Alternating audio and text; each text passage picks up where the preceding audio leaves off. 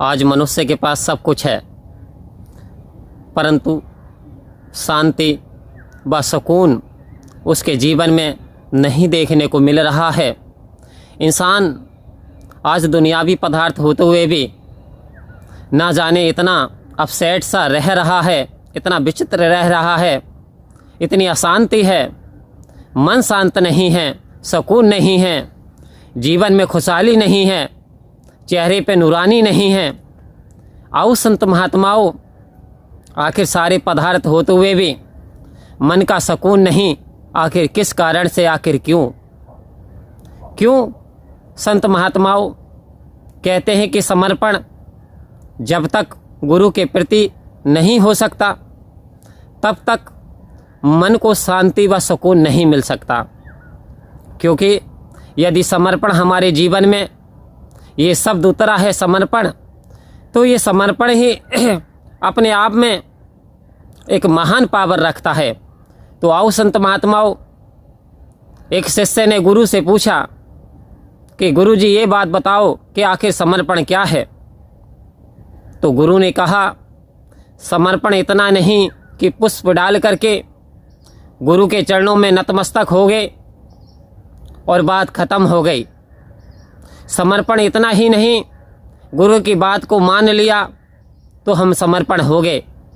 तो अब शिष्य सोच में पड़ गया कि नतमस्तक होना भी समर्पण नहीं है, गुरु की बात को मान लेना भी समर्पण नहीं है।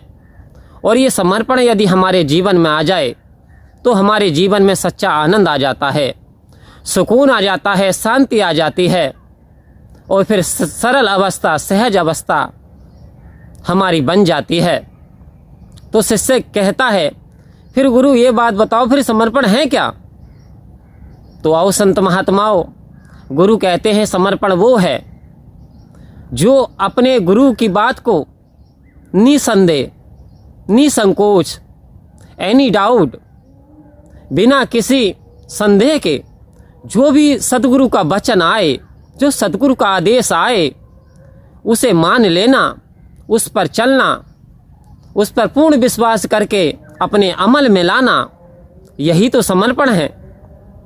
आओ संत महात्माओं, यदि समर्पण शरीर कर रहा है तो वास्तव में समर्पण नहीं है कि love is not love which altars when it alteration find, कि प्यार वे प्यार नहीं जो परिवर्तन के साथ परिवर्तित हो जाए। यानी शरीर यदि समर्पण है तो वास्तव में समर्पण नहीं है, जब तक कि ये मन गुरु के चरणों में समर्पित नहीं हुआ है। एक एक वचन गुरु का अनमोल है, इन वचनों को रखना संभाल के।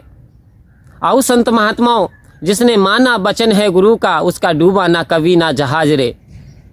तो जो एक एक वचन है गुरु का हमारे जीवन में खुशहाली लाने वाला है, हमारे लिए कल्याणकारी है, हमारे जीवन को प्रगति की ओर ले जाने वाला है।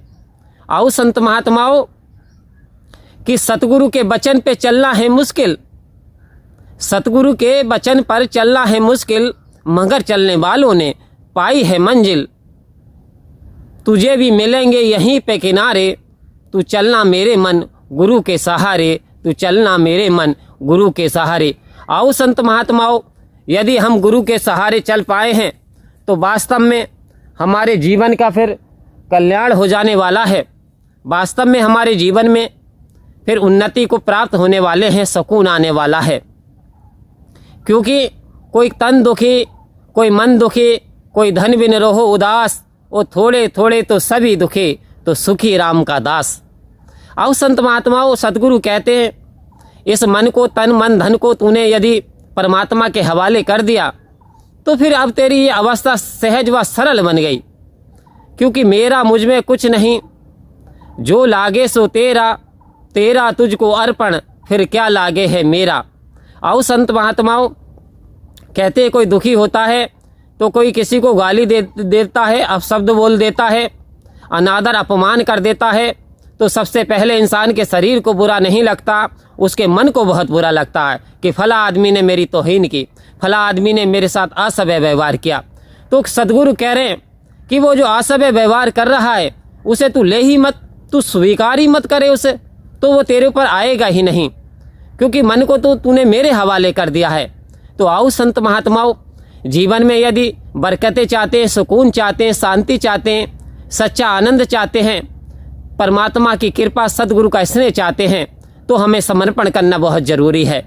समर्पण बात यही है कि अपने आपे को मिटा देना, अपने अहम को मिटा देना और निरंकार को समाहित कर लेना, निरंकार को बसा लेना। तो संत महात्मा वास्तव में सतगुरु की असीम कृपा हम पे बरसती है और हमारा जीवन बड़ा सरल सहज हो जाता है। जब जीवन सरल सहज हो जाता है तो जीवन जीने का आनंद भी आता है। तो ये मेरे सतगुरु की कृपा है कि दरबार में मेरे सतगुरु के दुख दर्द मिटाए जाते हैं, दुनिया के सताए लोग यहाँ सीने से लगाए जाते हैं। प्यारे संतों, परम प्यार से बोलिए धन्यवाद जी।